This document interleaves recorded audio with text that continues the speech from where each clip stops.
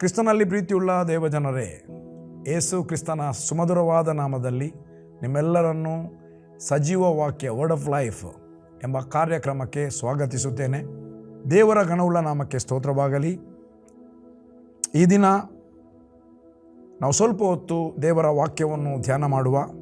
ಈ ವಾಕ್ಯ ನಿಮಗೆಲ್ಲರಿಗೂ ಚಿರ ಪರಿಚಯವುಳ್ಳಂಥ ವಾಕ್ಯ. ಅನೇಕ ಸರ್ತಿ ಮದುವೆಗಳಲ್ಲಿ ಈ ವಾಕ್ಯವನ್ನು ವಿವರಿಸ್ತಾರೆ. ಅതെಂದರೆ ಯೋಹಾನನ ಬರೆದ ಸುವಾರ್ತೆ 2ನೇ ಅಧ್ಯಾಯ, ಯೇಸು ಪ್ರಪ್ರಥಮವಾಗಿ ಮಾಡಿದಂಥ ಅದ್ಭುತ, ಮೊದಲನೇ ಸಾರಿ ಮಾಡಿದ ಅದ್ಭುತ ಕಾರ್ಯ. ಅಲ್ಲಿ ಹೆಡ್ಡಿಂಗ್ ಬರೆದಿದೆ, ಯೇಸು ಮಾಡಿದ ಮೊದಲನೇ ಅದ್ಭುತ ಕಾರ್ಯ ಎಂಬುದಾಗಿ ಹೆಡ್ಡಿಂಗ್ ಬರೆದಿದ್ದಾರೆ 2ನೇ ಅಧ್ಯಾಯ. ಇಲ್ಲಿ ಒಂದು ವಿವಾಹ ಇರುತ್ತದೆ. ಆ ವಚನವನ್ನು ಮೊದಲು ನಾವು ಓದೋಣ. 3ನೆಯ ದಿನದಲ್ಲಿ ಗಲಿಲಾಯದ ಕಾನಾ ಊರಿನಲ್ಲಿ ಒಂದು ಮದುವೆ ಆಯಿತು. ಯೇಸುವಿನ ತಾಯಿ ಅಲ್ಲಿ ಇದ್ದಳು. ಯೇಸುವನ್ನು ಆತನ ಶಿಷ್ಯರನ್ನು ಮದುವೆಗೆ ಕರೆದರು. ದ್ರಾಕ್ಷಾರಸವು ಸಾಲದೆ ಹೋಗಲಾಗಿ ಯೇಸುವಿನ ತಾಯಿ ಆತನಿಗೆ, ಅವರಲ್ಲಿ ದ್ರಾಕ್ಷಾರಸವಿಲ್ಲ ಎಂದು ಹೇಳಿದಳು. ಯೇಸು ಆಕೆಗೆ, ಅಮ್ಮ, ನನ್ನ ಗೊಡವೆ ನಿನಗೇಕೆ? ನನ್ನ ಸಮಯವು ಇನ್ನೂ ಬಂದಿಲ್ಲ ಎಂದು ಹೇಳಲು, ಆತನ ತಾಯಿಯು ಕೆಲಸದವರಿಗೆ, ಆತನು ನಿಮಗೆ ಏನು ಹೇಳುವನೋ ಅದನ್ನು ಮಾಡಿರಿ ಅಂದಳು. ಇಲ್ಲಿ ಕಾನಾ ಎಂಬ ಊರಿನಲ್ಲಿ ಒಂದು ಮದುವೆ ಆದದ್ದು ನಮಗೆ ಗೊತ್ತಾಗುತ್ತಾ ಇದೆ. ಎರಡನೇದು, ಯೇಸುವಿನ ತಾಯಿಯಾದ ಮರಿಯಳು ಅಲ್ಲಿ ಇದ್ದಳು. ಯೇಸುವನ್ನು ಮತ್ತು ಆತನ ಶಿಷ್ಯರನ್ನು ಆ ಮನೆಗೆ ಮದುವೆಗೆ ಆಮಂತ್ರಣ ನೀಡಿದರು. ಇಸ್ರಾಯೇಲರಲ್ಲಿ ಒಂದು ಪದ್ಧತಿ ಇದೆ, ಆಮಂತ್ರಣ ನೀಡದೆ ಯಾರು ಕೂಡ ಮದುವೆಗೆ ಹೋಗುವುದಿಲ್ಲ. ಕರೆದರೆ ಮಾತ್ರ ಹೋಗ್ತಾರೆ. ಮದುವೆಗೆ ಕರೆದರೆ ಎಲ್ಲರೂ ಹೋಗ್ತಾರೆ, ಕರೆಯದಿದ್ದರೆ ಯಾರು ಹೋಗುವುದಿಲ್ಲ. ಇಲ್ಲಿ ಯೇಸುವಿನ ತಾಯಿ ಇದ್ದಾಳೆ, ಯೇಸುವಿನ ತಾಯಿಯನ್ನು ಕರೆದಿದ್ದಾರೆ, ಅಂದರೆ ಅವರ ಸಂಬಂಧಿಕರೇ ಅದರ ಅರ್ಥ. ಯೇಸುವನ್ನು ಶಿಷ್ಯರನ್ನು ಕರೆದಿದ್ದಾರೆ. ಯೇಸು ಮತ್ತು ಶಿಷ್ಯರು ಆ ಮದುವೆಗೆ ಬಂದಿದ್ದಾರೆ. ನನ್ನ ಪ್ರಿಯ ದೇವಜನರೇ, ಇದರಲ್ಲಿ ನಾವು ಒಂದು ಗ್ರಹಿಸಿಕೊಳ್ಳಬೇಕಾದದ್ದು, ಯೇಸುವನ್ನು ಅವರು ಕರೆದದಕ್ಕೆ ಯೇಸು ಬಂದಿದ್ದಾನೆ, ಕರೆಯದೆ ಬರಲಿಲ್ಲ. ಯೇಸು ಅವರ ಮದುವೆಯ ಸಂಭ್ರಮದಲ್ಲಿ, ಮದುವೆಯ ಕಾರ್ಯದಲ್ಲಿ, ಆ ಕಾರ್ಯಕ್ರಮದಲ್ಲಿ ಯೇಸು ಆ ಮದುವೆಯ ಮನೆಯಲ್ಲಿ ಇದ್ದಾನೆ. ಇದು ಬಹಳ ಆಶೀರ್ವಾದಕರವಾದ ಮಾತು. ಯೇಸು ಅವರ ಮದುವೆಗೆ ಬಂದಿರುವಂಥದ್ದು, ಯೇಸು ಆ ಮದುವೆಯ ಮನೆಯಲ್ಲಿ ಇರುವಂಥದ್ದು ಬಹಳ ಬಹಳ ಆಶೀರ್ವಾದಕರವಾದ ಮಾತು. ಇವತ್ತು ನಮ್ಮ ಮನೆಯಲ್ಲಿ ಬೈಬಲ್ ಹೇಳ್ತದೆ, ಎಲ್ಲಿ 2-3 ಆತನ ಹೆಸರಿನಲ್ಲಿ ಸೇರಿ ಬರುತ್ತಾರೋ ಅವರ ಮಧ್ಯದಲ್ಲಿ ನಾನಿದ್ದೇನೆ ಎಂಬುದಾಗಿ ಹೇಳಿದ ಮಾತನ್ನು ಕೇವಲ ವಾಕ್ಯ, ಈ ಉದಯವಾಣಿಯಲ್ಲಿ ಬರೆದ ನ್ಯೂಸನ್ನು ನಾವು ಓದ್ತೇವೆ, ಪುಸ್ತಕವನ್ನು ಓದ್ತೇವೆ, ಕೆಲವರು ಕಥೆಯನ್ನು ಓದ್ತಾರೆ. ಆ ಕಥೆ ಮತ್ತು ಉದಯವಾಣಿಯಲ್ಲಿ ಬರೆದ ಆ ನ್ಯೂಸಿನ ವಾರ್ತೆಯ ಮಾತಿನ ಹಾಗೆ ನಾವು ಓದಿ ಅಲ್ಲಿಗೆ ಬಿಟ್ಟರೆ, ಅಥವಾ ಅದನ್ನು ಬಾಯ್ಪಾಠವಾಗಿ ಹೇಳಿದರೆ, ಎಲ್ಲಿ 2-3 ನನ್ನ ಹೆಸರಿನಲ್ಲಿ ಸೇರಿ ಬರುತ್ತಾರೋ ಅವರ ಮಧ್ಯದಲ್ಲಿ ನಾನಿದ್ದೇನೆ ಎಂಬುದಾಗಿ ಬಾಯ್ಹಾಟಾಗಿ ಮಾತನಾಡಿದರೆ ಏನು ಪ್ರಯೋಜನ ಇಲ್ಲ. ಬಟ್ ನಮಗೆ ಗೊತ್ತಿರಬೇಕು, ಎಲ್ಲಿ 2-3 ನನ್ನ ಹೆಸರಿನಲ್ಲಿ ಒಂದೇ ಮನುಷ್ಯರವರಾಗಿ ಸೇರಿ ಬರುತ್ತಾರೋ ಅವರ ಮಧ್ಯದಲ್ಲಿ ನಾನಿದ್ದೇನೆ ಎಂಬುದಾಗಿ ಅದು ನಮಗೆ ಪ್ರಕಟಣೆ ಆಗಿರಬೇಕು. ಈಗ ಇಲ್ಲಿ ನೋಡಿ, ಯೇಸು ಅಲ್ಲಿ ಶರೀರದಲ್ಲಿದ್ದಾನೆ, ಶಾರೀರಿಕವಾಗಿ ಅಲ್ಲಿ ಪ್ರೆಸೆಂಟ್ ಆಗಿದ್ದಾನೆ. ಅಷ್ಟರಲ್ಲಿ ಅಮ್ಮ ಓಡಿ ಬರ್ತಾಳೆ, ಮಗನೇ ದ್ರಾಕ್ಷಾರಸ ಮುಗಿಯಿತು. ನಾವು ಹೀಗೆ ಸಿಂಪಲ್ ಓದ್ಬೋದು, ಆದರೆ ಅಲ್ಲಿರುವಂಥ ಆ ತಾಯಿಯ ತವಕ ಹೇಗಿರ್ಬೋದು. ಒಂದು ನೆನಪಿಟ್ಟುಕೊಳ್ಳಿ, ಒಬ್ಬ ವ್ಯಕ್ತಿಯನ್ನು ಅವರು ಮದುವೆ ಕರೆದ್ರೆ ಮದುವೆಗೆ ಎಲ್ಲರೂ ಆ ಮನೆಯವರು ಬರ್ತಾರೆ. ಅವರು ಕರೆದ ಮೇಲೆ ಅಲ್ಲಿ ಅವರು ಎಷ್ಟು ದ್ರಾಕ್ಷಾರಸ ಕೇಳ್ತಾರ ಅಷ್ಟು ಅವರಿಗೆ ಕೊಡಬೇಕು, ಸಪ್ಲೈ ಮಾಡಬೇಕು, ಕಂಜೂಸಿ ಮಾಡಲಿಕ್ಕೆ ಇಲ್ಲ. ಒಂದು ವೇಳೆ ಮುಗಿದರೆ ಆ ಮನೆಯ ಗೌರವಕ್ಕೆ ಧಕ್ಕೆ ಬರುತ್ತದೆ. ಕರೆದಿದ್ದಾರೆ, ದ್ರಾಕ್ಷಾರಸ ಕೊಡಲಿಲ್ಲ. ಇಸ್ರಾಯೇಲರ ಪದ್ಧತಿಯ ಪ್ರಕಾರ ನೀವು ನ್ಯಾಯಸ್ಥಾಪಕರು 14ನೇ ಅಧ್ಯಾಯ 10ನೇ ವಚನದಿಂದ 12ನೇ ವಚನಕ್ಕೆ ಓದುವಾಗ ಆ ವಿವಾಹದ ಸಂಭ್ರಮ ಎಷ್ಟು ದಿವಸ ಇರ್ತದೆ ಅಂದರೆ 7 ದಿವಸದ ಔತಣಗಳಿರ್ತದೆ. ಒಂದೊಂದು ದಿವಸದಲ್ಲಿ ಒಂದೊಂದು ವಿಧದ ಔತಣ, 7 ದಿನ ಅಂತ ಬರೆದಿದೆ. ಈಗ ಅದೆಲ್ಲ ಕಟಪಾಗಿದೆ. ಈಗ ಹೇಗೆ ಜನರಲಿ ಮದುವೆ ಆ ಸಂಭ್ರಮ 1 ದಿವಸದಕ್ಕೆ ನಿಲ್ಲಿಸಿದ್ದಾರೆ ಎಂಬ ನಾನು ನ್ಯೂಸ್ ಕೇಳಿದ್ದೇನೆ ಅಲ್ಲಿ ಇದ್ದವರ ಹತ್ರ. ಮುಂಚೆ ಆ ದಿನಗಳಲ್ಲಿ ಒಂದು ಮದುವೆ ಅಂದರೆ ಭಾಳ ದೊಡ್ಡ ಕಾರ್ಯ. 7 ದಿವಸ ಆ ಮದುವೆಯ ಸಂಭ್ರಮ ನಡೆಯುತ್ತಿತ್ತು. ಬಟ್ ಇಲ್ಲಿ ಈ ಸಂಭ್ರಮದ ಈ ಒಂದು ದ್ರಾಕ್ಷಾರಸ ಆ ಮುಗಿದು ಹೋಗುವ ದಿವಸದಲ್ಲಿ, ಆ ಮದುವೆ ಆ ದಿನದಲ್ಲಿ ಯೇಸು ಇದ್ದಾರೆ, ಮರಿಯಳು ಇದ್ದಾರೆ, ಯೇಸುವಿನ ಶಿಷ್ಯರು ಇದ್ದಾರೆ. ಯೇಸುವಿನ ತಾಯಿ ಅದು ಬಂದು ಹೇಳುವಾಗ, ಮಗನೇ ದ್ರಾಕ್ಷಾರಸ ಮುಗೀತು ಅಂತ ಎಕ್ಸೈಟ್ಮೆಂಟ್ನಲ್ಲಿ ಹೇಳಿರುವರು. ಏನು ಹೇಳ್ತಾನೆ ಇಲ್ಲಿ? ಅಮ್ಮ, ನನ್ನ ಗೊಡವೆ ನಿನಗೇಕೆ? ನನ್ನ ಸಮಯವು ಇನ್ನೂ ಬಂದಿಲ್ಲ. ದ ಇಂಗ್ಲಿಷ್ ಒರಿಜಿನಲ್ ಟ್ರಾನ್ಸ್ಲೇಷನಲ್ಲಿ ಹೀಗೆ ಹೇಳ್ತದೆ, ನನ್ನ ಅಮ್ಮ, ನನ್ನನ್ನು ಯಾಕೆ ಇದರಲ್ಲಿ ಒಳಪಡಿಸುತ್ತಿ?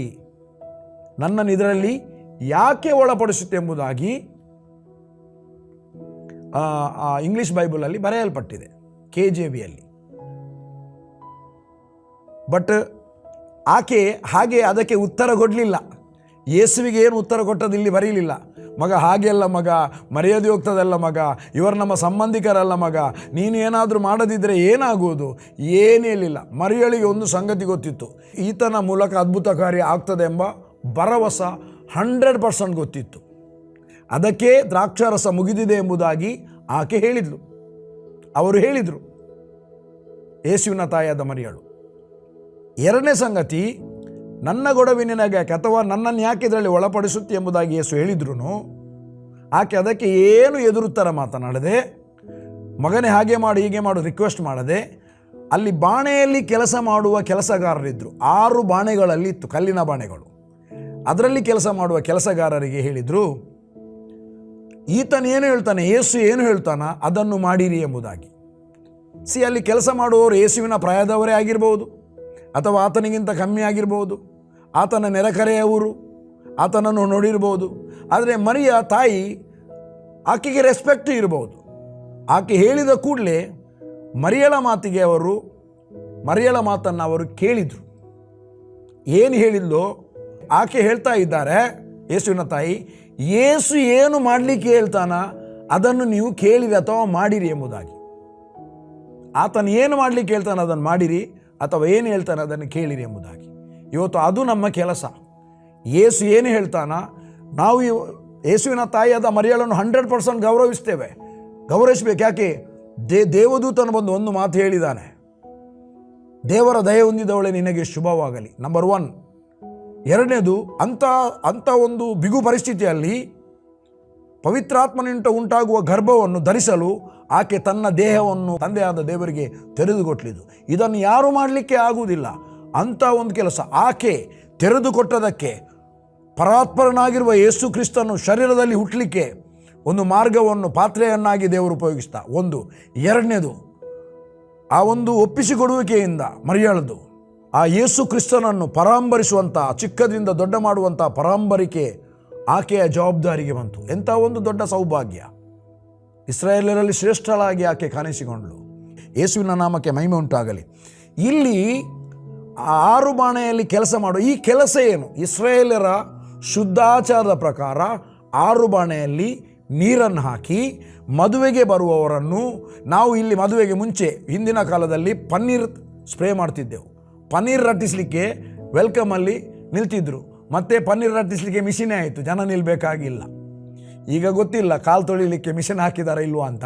ಬಟ್ ಅಲ್ಲಿ 6 ಜನರನ್ನು ಕಾಲು ತೊಳೆಯುವುದಕ್ಕೋಸ್ಕರ ಆ ಒಂದು ನೀರಿನ ಬಾಣೆ, ಕಲ್ಲಿನ ಬಾಣೆಗಳಲ್ಲಿ ನೀರನ್ನು ತುಂಬಿಸ್ತಿದ್ರು.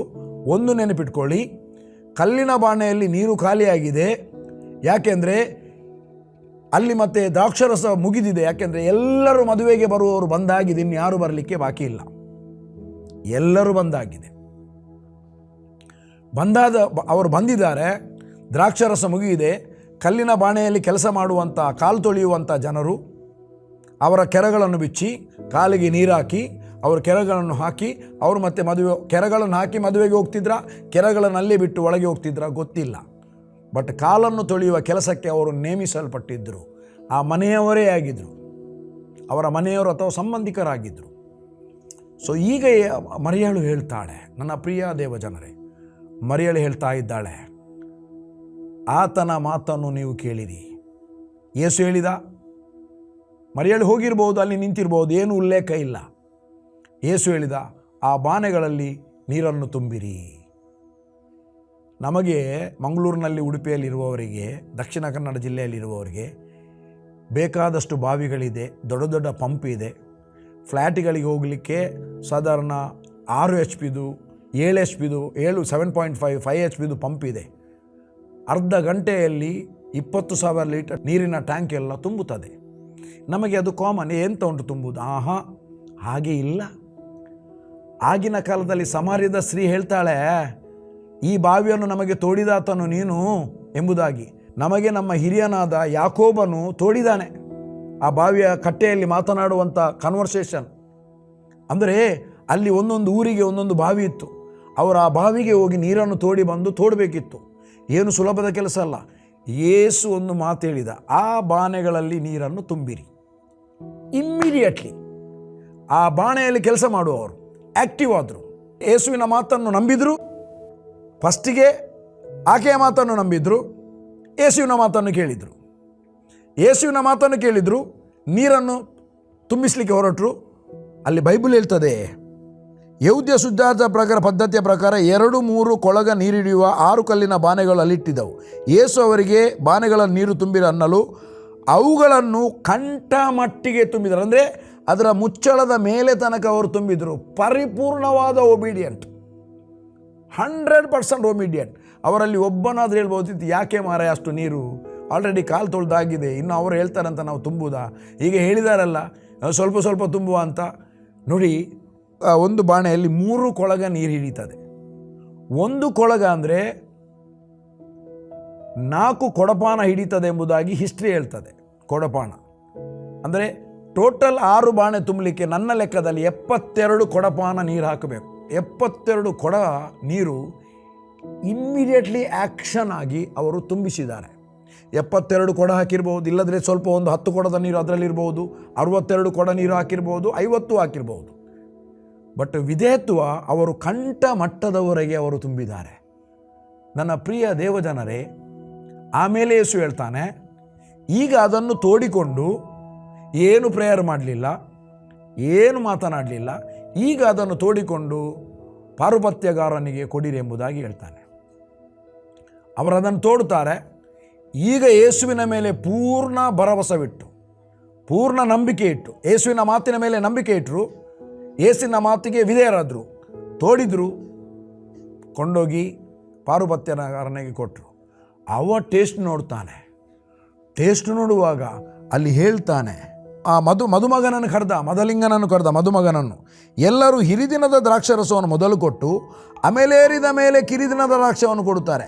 ನೀನು ಹಿರಿದಿನದ ದ್ರಾಕ್ಷವನ್ನು ಇದುವರೆಗೆ ಇಟ್ಟುಕೊಂಡಿದ್ದೀಯಾ ಅಂದನು. ಹಿರಿದಿನದ ದ್ರಾಕ್ಷ ಅಂದರೆ ಹಿಂದಿನ ದಿನದಲ್ಲಿ ಮದುವೆಗೆ ಎಲ್ಲ ಮನೆಯಲ್ಲಿ ಮಾಡೋದು, ಕ್ಯಾಟ್ರಿಂಗ್ ಸರ್ವಿಸ್ ಎಲ್ಲ ಇರಲಿಲ್ಲ. ನಮ್ಮ ಬೋಲ್ಡರ್ ಮಿಷನ್ ಕಂಪೌಂಡಲ್ಲಿ ನಾನು ಹುಟ್ಟಿ ಬೆಳೆದವನು. ಅಲ್ಲಿ 3 ಮನೆಗೆ ಚಪ್ಪರ ಹಾಕ್ತಾರೆ. ಚಪ್ಪರದ ದಿನದ ಊಟ, ಚಪ್ಪರ ತೆಗೆಯುವ ದಿನದ ಊಟ ಎಲ್ಲ ಊರಿನಿಂದ, ಹಳ್ಳಿಯಿಂದ ಎಲ್ಲ ಕುಂಬಳಕಾಯಿ, ಮುಡಿ ಅಕ್ಕಿ ಎಲ್ಲ ಬರ್ತಿತ್ತು. ಊಟವೇ ಊಟ, ಕುಂಬಳಕಾಯಿ ಸಾರು ಊಟ. ಹಾಗೆ ಅಲ್ಲಿ ಎಲ್ಲರ ಮನೆಯಿಂದ ಕಡೆಯುವ ಕಲ್ಲು ಬರ್ತಿತ್ತು, ತೆಂಗಿನಕಾಯಿ ಹೆರೆಯುವ ಹೆರೆಮನೆ ಇತ್ತು. ನಾವು ಪೆರದಾನೆ ಅಂತ ಹೇಳ್ತೇವೆ ತುಳುವಲ್ಲಿ. ಎಲ್ಲ ಎಂಜಾಯ್ ಮಾಡಿ ಅನ್ಯೋನ್ಯತೆ, ಆ ರೀತಿಯಾಗಿ ಒಂದು ಫೆಲೋಶಿಪ್ ಇತ್ತು ಆ ಟೈಮಲ್ಲಿ. ಅಲ್ಲಿ ಪಾಯಸ ಮಾಡಲಿಕ್ಕೆ ತೆಂಗಿನಕಾಯಿಯ ಹಾಲು ತೆಗಿತಾರೆ. ಹಾಲು ತೆಗೆಯುವಾಗ ಮೊದಲು ತೆಗೆಯುವ ಹಾಲು, ಅದಕ್ಕೆ ದನಿಪೇರು ಅಂತ ಹೇಳಿ, ಮೂಲ ಹಾಲು ಅಂತೇಳಿ ಬೇರೆ ಇಡ್ತಿತ್ತು. ಹಾಗೆ ನೀವೇ ಹೇಳ್ತಾನೆ, ಹಿರಿದಿನದ ದ್ರಾಕ್ಷರಸ, ಅಂಥ ಒಂದು ಕ್ವಾಲಿಟಿ ಉಳ್ಳ ದ್ರಾಕ್ಷರಸವನ್ನು ನೀನು ಯಾಕೆ ಇದುವರೆಗೆ ಇಟ್ಟುಕೊಂಡದ್ದು? ಅವನಿಗೆ ಗೊತ್ತಿಲ್ಲ ಎಲ್ಲಿಂದ ಬಂದದ್ದು. ಅವನ್ನೆನೆಸಿದು ಮದಲಿಂಗನು ಕೊಟ್ಟದ್ದು, ಮದುಮಗನು ಕೊಟ್ಟದ್ದು. ಮದುಮಗನು ಇದನ್ನೆಲ್ಲ ತೆಗೆದಿಟ್ಟಿದ್ದಾನೆ, ಜನರೆಲ್ಲ ಸುರುವಿಗೆ ಕುಡಿಯಲಿ, ಮತ್ತು ಇದನ್ನು ಮತ್ತೆ ಕೊಡುವ ಅಂತ ನೆನೆಸಿದ್ದಾನೆ. ಅಲ್ಲ, ಇದು ಯೇಸು ಕ್ರಿಸ್ತನು ನೀರನ್ನು ದ್ರಾಕ್ಷರಸವನ್ನಾಗಿ ಮಾಡಿ ಕೊಟ್ಟು ಆ ಪಾರುಪತ್ಯನಗಾರನಿಗೆ ಕೊಡುವಾಗ ಅವರ ಟೇಸ್ಟ್ ನೋಡುವಾಗ ಅದು ಸೂಪರ್ ನ್ಯಾಚುರಲ್, ಸುಪೀರಿಯರ್ ಕ್ವಾಲಿಟಿ ದ್ರಾಕ್ಷರಸವಾಗಿತ್ತು. ನನ್ನ ಪ್ರಿಯ ದೇವಜನರೇ, ಇದರಲ್ಲಿ ನಾವು ಏನು ಕಲಿಬಹುದು? ಮುಂದೆ ಹೇಳ್ತದೆ, ಯೇಸು ಮೊದಲನೇ ಸೂಚಕ ಕಾರ್ಯವನ್ನು ಗಲಿಲಾಯದ ಕಾನಾ ಊರಿನಲ್ಲಿ ಮಾಡಿ ತನ್ನ ಮಹಿಮೆಯನ್ನು ತೋರ್ಪಡಿಸಿದನು ಮತ್ತು ಶಿಷ್ಯರು ಆತನಲ್ಲಿ ನಂಬಿಕೆ ಇಟ್ಟರು ಎಂಬುದಾಗಿ ಬರೆಯಲ್ಪಟ್ಟಿದೆ. ಈಗ ನಾವು ಕೆಲವೊಂದು ವಿಷಯಗಳನ್ನು ನೋಡುವ. ಒಂದನೆಯದು, ಆ ಮನೆಯಲ್ಲಿ ದ್ರಾಕ್ಷಾರಸ ಮುಗಿದಿದೆ. ಕರ್ತನಾದ ಯೇಸು ಅಲ್ಲಿ ಬಂದದಕ್ಕೆ ತನ್ನಷ್ಟಕ್ಕೆ ಬರಲಿಲ್ಲ, ಕರೆದಿದ್ದಾರೆ. ಕರ್ತನಾದ ಯೇಸು ಅಲ್ಲಿ ಬಂದದಕ್ಕೆ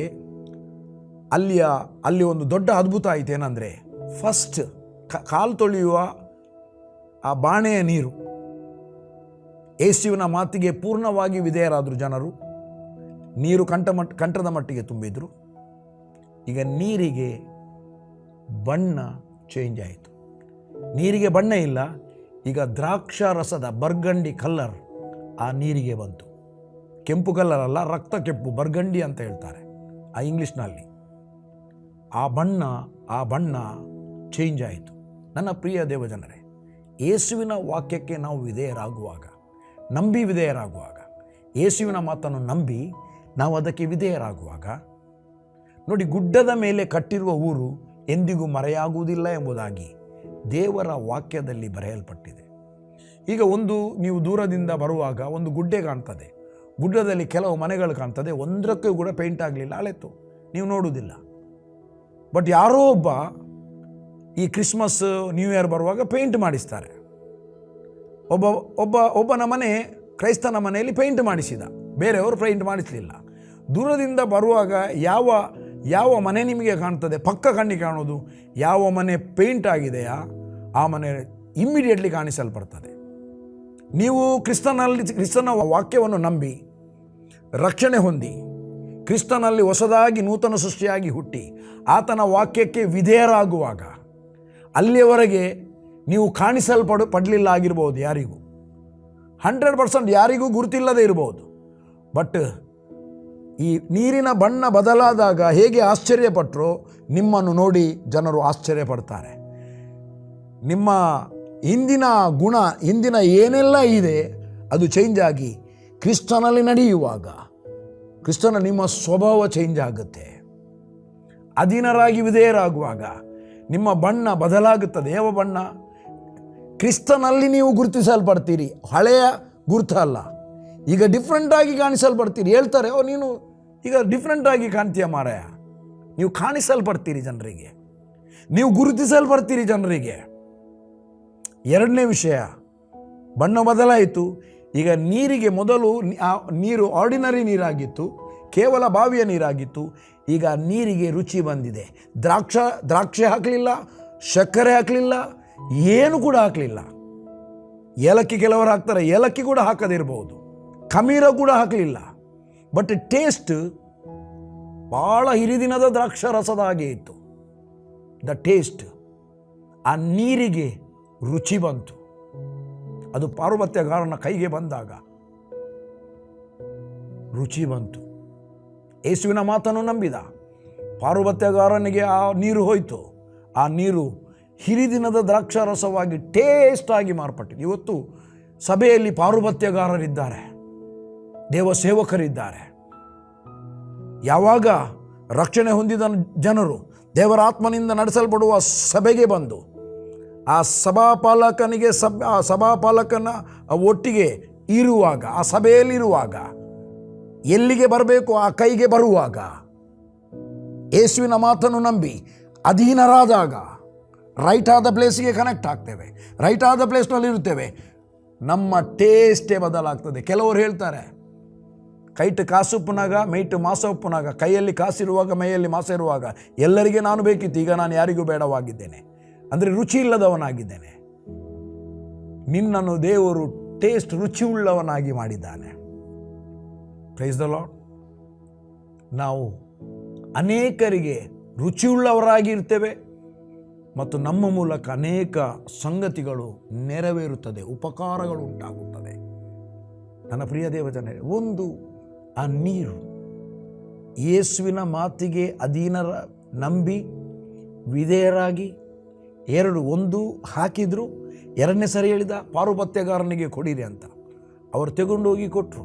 ಎಂಥ ನೀರು, ಯಾಕೆ ನಾವು ಅದು ಕೊಡಬೇಕು? ಕಾಲು ತೊಳೆಯುವ ನೀರು ನಾವು ಕೊಡುವುದಿಲ್ಲ ಅಂತ ಅವರು ಒಂದು ಶಬ್ದ ಹೇಳಲಿಲ್ಲ. ಪೂರ್ಣವಾಗಿ ಯೇಸುವನ್ನು ನಂಬಿದರು. ಕೊಂಡೋಗಿ ಅಲ್ಲಿ ಕೊಟ್ಟರು. ನೀರಿಗೆ ಟೇಸ್ಟ್ ಬಂತು, ದ್ರಾಕ್ಷರಸವಾಗಿ ಮಾರ್ಪಟ್ಟಿತ್ತು. ನೀನು ಕೂಡ ಅನೇಕರಿಗೆ ಟೇಸ್ಟ್ ಆಗಿರ್ತಿ. ಅನೇಕರಿಗೆ ನಿನ್ನ ಮೂಲಕ ಅನೇಕ ಕಾರ್ಯಗಳಾಗ್ತದೆ. ಅನೇಕರು ನಿನ್ನನ್ನು ರುಚಿಸಿ ನೋಡಲಿಕ್ಕೆ ಬರ್ತಾರೆ, ನಿನ್ನಲ್ಲಿರುವ ಯೇಸುವನ್ನು ರುಚಿಸಲಿಕ್ಕೆ ಬರ್ತಾರೆ. ಯೆಹೋವನು ಸರ್ವೋತ್ತಮನೆಂದು ಅನುಭವದಿಂದ ಸವಿದು ನೋಡಿರಿ. ನಿನ್ನಲ್ಲಿರುವ ದೇವರು, ನಿನ್ನಲ್ಲಿರುವ ಯೆಹೋವನು, ನಿನ್ನಲ್ಲಿರುವ ಯೇಸುವನ್ನು ರುಚಿಸಲಿಕ್ಕೆ, ಅನುಭವದಿಂದ ಸವಿದು ನೋಡಲಿಕ್ಕೆ ಜನರು ನಿನ್ನ ಬಳಿಗೆ ಬರುತ್ತಾರೆ. ಯಾರು ಇಲ್ಲ, ಯಾರು ನನ್ನನ್ನು ಮುಸುವುದಿಲ್ಲ, ಈಗ ನಾನು ಯಾರಿಗೂ ಬೇಡವಾಗಿದ್ದೇನೆ ಆ ಮಾತು ಹೇಳಬೇಡ. ದೇವರ ವಾಕ್ಯವನ್ನು ನಂಬಿ ಆತನ ವಾಕ್ಯಕ್ಕೆ ಅಧೀನನಾಗು. ನಿನ್ನಲ್ಲಿರುವ ಯೇಸು ಸರ್ವೋತ್ತಮನೆಂದು ಅನುಭವದಿಂದ ಸವಿದು ನೋಡಲಿಕ್ಕೆ ನಿನ್ನ ಬಳಿಗೆ ಅವರು ಬರುತ್ತಾರೆ. ದೇವರಾತ್ಮ ನಿನ್ನ ಬಳಿಗೆ ಕಳಿಸ್ತಾನೆ. ಮೂರನೇ ಸಂಗತಿ ಪ್ರಿಯರೇ, ಪೊಸಿಷನ್ ಚೇಂಜ್ ಆಯಿತು. ಆ ನೀರು ಕೇವಲ ಕಾಲು ತೊಳೆಯುವ ನೀರಾಗಿತ್ತು. ಯೇಸು ಆ ಬಾಣೆಯನ್ನು ತುಂಬಿಸಲಿಕ್ಕೆ ಹೇಳಿದ. ಈಗ ಆ ಬಾಣೆಯಲ್ಲಿದ್ದ ನೀರು ದ್ರಾಕ್ಷಾರಸ ಇಡುವಂಥ ಟೇಬಲ್ಗೆ ಬಂತು. ಸಭೆಯಲ್ಲಿ ನಾವು ಕಮ್ಯುನಿಯನ್ ತೆಗೊಳ್ತೇವೆ, ಘನತೆಯ ಮೇಜು, ಅದು ಕರ್ತನ ಮೇಜು. ಆ ಘನತೆಯ ಮೇಜಿಗೆ ಆ ಹೀನವಾದ ಸ್ಥಿತಿಯಲ್ಲಿದ್ದಂಥ ನೀರು ಘನತೆಯ ಮೇಜಿಗೆ ಬಂತು. ನನ್ನ ಪ್ರಿಯ ದೇವಜನರೇ, ದೇವರ ವಾಕ್ಯವನ್ನು ನಂಬಿ ಪೂರ್ಣವಾಗಿ ವಿಧೇಯರಾಗುವಾಗ ನಿಮಗೆ ದೇವರ ಮೂಲಕ ಘನತೆ ಉಂಟಾಗುತ್ತದೆ. ನಿಮ್ಮ ಪೊಸಿಷನ್ ಚೇಂಜ್ ಆಗ್ತದೆ, ನಿಮ್ಮ ಹಂತ ಚೇಂಜ್ ಆಗ್ತದೆ. ನಿಮ್ಮ ಈಗ ಇರುವ ರೆಲ್ಮ್ನಿಂದ ಉನ್ನತವಾದ ರೆಲ್ಮಿಗೆ ದೇವರು ನಿಮ್ಮನ್ನು ನಡೆಸ್ತಾನೆ. ಯಾರ ಸಪೋರ್ಟ್ ಇಲ್ಲದೆ, ಯಾರ ಸಹಾಯ ನೀವು ಬಯಸದೆ ದೇವರು ತಾನೇ ನಿಮ್ಮ ಪೊಸಿಷನನ್ನು ಉನ್ನತಕ್ಕೆ ಮಾಡ್ತಾನೆ. But you connect with Jesus Christ always. ದೇವರ ಮಾತಿಗೆ ಕನೆಕ್ಟ್ ಆಗಿರಿ, ದೇವರ ಮಾತನ್ನು ನಂಬಿರಿ, ದೇವರ ಮಾತಿಗೆ ಅಧೀನರಾಗಿರಿ. ನಿಮ್ಮ ಪೊಸಿಷನ್ ಚೇಂಜ್. ನಾಲ್ಕನೇ ವಿಷಯ, ಆ ಮನೆಗೆ ಒಂದು ದೊಡ್ಡ ಕೊರತೆಯ ಸಂದರ್ಭ ಎದುರಾಗಿತ್ತು. ದ್ರಾಕ್ಷಾರಸ ಮುಗಿಯಿತು. ದೇವರು ಆ ಮನೆಯ ಯೇಸುವಿನ ಮಾತನ್ನು ನಂಬಿದಾಗ ಯೇಸುವಿನ ಮೂಲಕ ಮನೆಯ ಕೊರತೆ ನೀಗಿಸಲ್ಪಟ್ಟಿತು. ನೀನು ದೇವರ ಮಾತನ್ನು ನಂಬಿ ನೀನು ಅಧೀನವಾಗುವಾಗ ಮನೆಯ ಕೊರತೆ ನೀಗಿಸಲ್ಪಡುತ್ತದೆ. ನಿಮ್ಮ ಕೊರತೆ ನೀಗಿಸಲ್ಪಡುತ್ತದೆ. ಐದನೇದು, ಆ ಮನೆಗೆ ಅವಮಾನ ಆಗ್ತಿತ್ತು ಯಜಮಾನನಿಗೆ. ಆ ಮನೆ ಯಜಮಾನನಿಗೆ ಅವಮಾನ ಆಗದಾಗೆ, ಮಾನ ಬರುವ ರೀತಿಯಲ್ಲಿ, ಯಾರು ಕೂಡ ಅವನಿಗೆ ವಿರುದ್ಧವಾಗಿ ಗುಣಗುಟ್ಟದ ರೀತಿಯಲ್ಲಿ ದೇವರ ಕಾರ್ಯಗಳು ನೆರವೇರಿತು. ಆರನೇದು, ಯೇಸು ಕ್ರಿಸ್ತನ ಆ ಮನೆಯಲ್ಲಿ ಯೇಸು ಕ್ರಿಸ್ತನು ತನ್ನ ಮಹಿಮೆಯನ್ನು ತೋರ್ಪಡಿಸ್ತಾನೆ. ಆ ಮನೆಯಲ್ಲಿ ಬಂದವರೆಲ್ಲರಿಗೆ ಯೇಸುವಿನ ಮಹಿಮೆ ಅರ್ಥವಾಯಿತು. ಯೇಸುವಿನ ಮೂಲಕ ಆ ಮನೆಗೆ ಅದ್ಭುತವಾಯಿತು. ಏಳನೇದು, ಯೇಸುವಿನ ಶಿಷ್ಯರು ಆ ಮನೆಯಲ್ಲಿ ನಡೆದ ಅದ್ಭುತವನ್ನು ನೋಡಿ ಆ ಯೇಸುವಿನ ನಂಬಿಕೆ ಇಟ್ಟರು. ನಿನ್ನ ಒಬ್ಬನ ಮೂಲಕ ಅದ್ಭುತ ಆಗ್ತದೆ. ಆ ಅದ್ಭುತವನ್ನು ನೋಡಿ ನಿನ್ನ ಮೇಲೆ ಅಲ್ಲ, ನೀನು ಯಾವ ಹೆಸರಿನಲ್ಲಿನ ಅದ್ಭುತ ನಿನ್ನ ಮೂಲಕ ಆಯಿತಾ, ನಿನ್ನ ಮನೆಯಲ್ಲಿ ನಡೆದ ಅದ್ಭುತದ ಮೂಲಕ ಯೇಸುವಿನ ಮೇಲೆ ಅನೇಕರು ಭರವಸವಿಡುವಂತೆ, ನಿನ್ನ ಮೂಲಕ ಅನೇಕರು ಯೇಸುವನ್ನು ನಂಬುವಂತೆ ದೇವರು ದೊಡ್ಡವಾದ ಅದ್ಭುತವನ್ನು ಮಾಡ್ತಾನೆ. ನನ್ನ ಪ್ರಿಯ ದೇವಜನರೇ, ಸಮಯ ಆಯಿತು ನೋಡಿ. ಇದನ್ನು ಕೇವಲ ಮದುವೆಯಲ್ಲಿ ಈ ವಾಕ್ಯವನ್ನು ಹೇಳ್ತಾರೆ, ಕಾನಾವೂರಿನ ಮದುವೆಯಲ್ಲಿ ನಡೆದಂಥ ಅದ್ಭುತ ಅಂತ. ಬಟ್ ಇದರಲ್ಲಿ ಇಂಥ ಒಂದು ಸಂಗತಿ, ಇಲ್ಲಿ ಮೇನ್ ಯೇಸುವಿನ ಮಾತನ್ನು ಅವರು ಸಂಪೂರ್ಣವಾಗಿ ನಂಬಿದ್ರು, ಯೇಸುವಿನ ಮಾತಿಗೆ ಸಂಪೂರ್ಣವಾಗಿ ವಿಧೇಯರಾದರು. ವಿಧೇಯರಾದರು. 7-8 ಕಾರ್ಯಗಳು ಆ ಮನೆಯಲ್ಲಿ ನಡೆಯಿತು. ನನ್ನ ಪ್ರಿಯ ದೇವಜನರೇ, ನೀವು ಕೂಡ ಆತನ ಮೇಲೆ ಭರವಸವಿಟ್ಟು ಆತನ ಮಾತನ್ನು ನಂಬಿ, ಯೇಸುವಿನ ಮಾತನ್ನು ನಂಬಿ ಯೇಸುವಿಗೆ ಪೂರ್ಣವಾಗಿ ವಿಧೇಯರಾಗುವುದಾದರೆ, ಅದಕ್ಕೆ ರೋಮಾಪುರದಲ್ಲಿ ನಂಬಿಕೆಯಿಂದ ಉಂಟಾದ ವಿಧೇಯತ್ವ ಎಂಬುದಾಗಿ ಬರೆದಿದೆ. ನಂಬಿಕೆಯಿಂದ ಉಂಟಾದ ವಿಧೇಯತ್ವ. ನಾವು ನಂಬಿದಾಗ ವಿಧೇಯರಾಗಲಿಕ್ಕೆ ಭಾಳ ಸುಲಭ. ನಂಬಿಕೆಯಿಂದ ಉಂಟಾದ ವಿಧೇಯತ್ವವು ಎಲ್ಲ ಕಾರ್ಯಗಳನ್ನು ಆ ಮನೆಯಲ್ಲಿ ಮಾಡಿದೆ. ಇವತ್ತು ನೀನು ನಂಬುವಾಗ ನಿನ್ನ ಜೀವಿತದಲ್ಲಿ ಇಂತೆಲ್ಲ ಕಾರ್ಯಗಳು ಎಲ್ಲ ಒಂದೊಂದಾಗಿ, ಒಂದರ ಹಿಂದೆ ಒಂದಾಗಿ ಸಾಲುಗಟ್ಟಲೆ ಸಾಲಾಗಿ ನಿನ್ನ ಬಳಿಗೆ ಅದು ಬರುತ್ತದೆ, ನಿನ್ನ ಜೀವಿತದಲ್ಲಿ ನೆರವೇರುತ್ತದೆ. ಪ್ರಿಯರೇ, ಇದು ತಮಾಷೆ ಅಲ್ಲ. This is the reality. ಇದು ಕೇವಲ ಕಥೆಯಲ್ಲ, ಇದು ನಡೆದಂಥ ಸಂಗತಿ. ಕೇವಲ ಅವರಿಗೆ ಮಾತ್ರ ಆದದಲ್ಲ, ನಂಬುವಾಗ ನಮ್ಮ ಜೀವಿತದಲ್ಲಿ ಕೂಡ ಆಗುವಂಥದ್ದಾಗಿದೆ. ಅನೇಕರಿಗೆ ಆಗಿದೆ, ನಿಮ್ಮಲ್ಲಿ ಅನೇಕರಿಗೆ ಆಗಿರ್ಬೋದು. ಬಟ್ ಇದನ್ನು ನಂಬಿ 25ನೇ ಇಸವಿ ಇನ್ನು ಸ್ವಲ್ಪ ದಿವಸ ಇದೆ. 26ನೇ ಇಸವಿಗೆ ಹೋಗುವಾಗ 25ನೇ ಇಸವಿಯ ಕೊನೆಯ ತಿಂಗಳಿನಲ್ಲಿ ನಮ್ಮ ಜೀವಿತದ ಶೈಲಿಯನ್ನು ಬದಲು ಮಾಡುವ, ನಮ್ಮ ಆಲೋಚನೆಯನ್ನು ಬದಲು ಮಾಡುವ ಕರ್ತನಾದ ಯೇಸುವಿನ ಆಲೋಚನೆಯನ್ನು ನಮ್ಮ ಆಲೋಚನೆಯಾಗಿ ತೆಗೆದುಕೊಳ್ಳುವ, ನಮ್ಮನ್ನು ಈ ವರ್ಷದ ಕೊನೆಯ ತಿಂಗಳಿನಲ್ಲಿ ಪೂರ್ಣವಾಗಿ ಸಮರ್ಪಿಸುವ 26ನೇ ಇಸವಿ, ಅದ್ಭುತವಾದ ಇಸವಿ, ಮಹಿಮೆಕರವಾದ ಇಸವಿ ವರ್ಷ, ಮಹಿಮೆಕರವಾಗಿ ನಡೆಸಲ್ಪಡುವಂಥ ವರ್ಷವಾಗಿ ನಮ್ಮಲ್ಲಿ ಅದು ಅನುಭವಕ್ಕೆ ಬರುತ್ತದೆ. ನಾವು 26ನೇ ಇಸವಿಗೆ ಕಾಲಿಡುವ ಪ್ರಥಮ ದಿನದಲ್ಲೇ ನಮ್ಮ ಜೀವಿತದಲ್ಲಿ ಉನ್ನತವಾದ ಕಾರ್ಯಗಳು ಆಗಲಿಕ್ಕೆ ಪ್ರಾರಂಭವಾಗುತ್ತದೆ. ನಾವಿದನ್ನು ವ್ಯರ್ಥ ಮಾಡುವುದು ಬೇಡ. ನನ್ನ ಪ್ರಿಯ ದೇವಜನರೇ, ಪೂರ್ಣವಾದ ಸಮರ್ಪಣೆ, ಸಂಪೂರ್ಣವಾದ ಸಮರ್ಪಣೆ, ಸಂಪೂರ್ಣವಾದ ಅಧೀನತೆಯಲ್ಲಿ ನಮ್ಮನ್ನು ದೇವರಿಗೆ, ಕರ್ತನ ಚಿತ್ತಕ್ಕೆ ಒಪ್ಪಿಸಿಕೊಡುವ, ಕರ್ತನ ವಾಕ್ಯಕ್ಕೆ ಒಪ್ಪಿಸಿಕೊಡುವ. ಅದಕ್ಕೆ ಪೌಲನು ಹೇಳ್ತಾನೆ, ನಾನೀಗ ನಿಮ್ಮನ್ನು ಕರ್ತನಿಗೂ ಆತನ ಕೃಪಾ ವಾಕ್ಯಕ್ಕೂ ಒಪ್ಪಿಸಿಕೊಡುತ್ತೇನೆ. It will build you up. ಅದು ನಿಮ್ಮನ್ನು ಮೇಲಕ್ಕೆತ್ತುತ್ತದೆ. Thank you lord. ಪ್ರಾರ್ಥನೆ ಮಾಡುವ. ತಂದೆಯಾದ ದೇವರೇ, ನಿನ್ನ ಘನವುಳ್ಳ ನಾಮಕ್ಕೆ ನಾವು ಸ್ತೋತ್ರವನ್ನು ಸಲ್ಲಿಸುತ್ತೇವೆ. ಈ ಒಂದು 2ನೇ ಅಧ್ಯಾಯದಲ್ಲಿದ್ದಂಥ ಅನೇಕ ಸಂಗತಿಗಳು ಸ್ವಾಮಿ ಇನ್ನೂ ಕೂಡ ಮಾತಾಡಲಿಕ್ಕೆ ಇತ್ತು, ಇನ್ನೂ ಕೂಡ ಇದೆ, ಆಳವಾಗಿ ಇದೆ. ಬಟ್ ಇವತ್ತು ನಿನ್ನ ಜನರೊಂದಿಗೆ ನೀನು ನನ್ನ ಮೂಲಕ ಮಾತನಾಡಿದ್ದಿ. ಕೇಳಿದಂಥ ವಾಕ್ಯ ಪ್ರತಿಯೊಬ್ಬರೂ ಸ್ವಾಮಿ ಈ ವಾಕ್ಯವನ್ನು ಪೂರ್ಣವಾಗಿ ತೆಗೆದುಕೊಂಡು ಇಂದಿನಿಂದ ಪೂರ್ಣವಾಗಿ ಅಧೀನತ್ವಕ್ಕೆ ಒಪ್ಪಿಸಿಕೊಡಲಿ, ವಿಧೇಯತ್ವದಲ್ಲಿ ನಡೆಸಲ್ಪಡಲಿ, ನಿನ್ನ ಮಾತಿನ ಮೇಲೆ ಪೂರ ಭರವಸೆ ಇಡಲಿ, ಪೂರ್ಣ ನಂಬಿಕೆಯಿಂದ ನಿನ್ನ ವಾಕ್ಯವನ್ನು ಅಂಗೀಕರಿಸಲಿ ಸ್ವಾಮಿ, ಮತ್ತು ಜಯದಲ್ಲಿ ನಡೆಯಲಿ, ಮಹಿಮೆಯಲ್ಲಿ ನಡೆಯಲಿ, ನಿನ್ನ ಅಧಿಕವಾದ ಕೃಪೆಯಲ್ಲಿ ನಡೆಯಲಿ, ಸಮಾಧಾನದಲ್ಲಿ ನಡೆಸಲ್ಪಡಲಿ, ಐಶ್ವರ್ಯದಲ್ಲಿ ನಡೆಸಲ್ಪಡಲಿ ಎಂಬುದಾಗಿ ಪ್ರಾರ್ಥಿಸುತ್ತೇನೆ. ಎಲ್ಲದರಲ್ಲಿ ಘನಮಾನ ಮಹಿಮೆ ನಿನಗೆ, ಯೇಸುವಿನ ನಾಮದಲ್ಲಿ ತಂದೆಯೇ. Amen, amen. You are blessed. ಇದು ಡಿಸೆಂಬರ್ ತಿಂಗಳು, ಅನೇಕ ಬ್ಯುಸಿ ಇರುವಂಥ ತಿಂಗಳು ಜನರು. ಬಟ್ ಈ ಡಿಸೆಂಬರ್ ತಿಂಗಳಿನಲ್ಲಿ ದೇವರು ನಿಮ್ಮ ಕಾರ್ಯವನ್ನು ಸಫಲ ಮಾಡಲಿ. Amen. Bless you. You are blessed.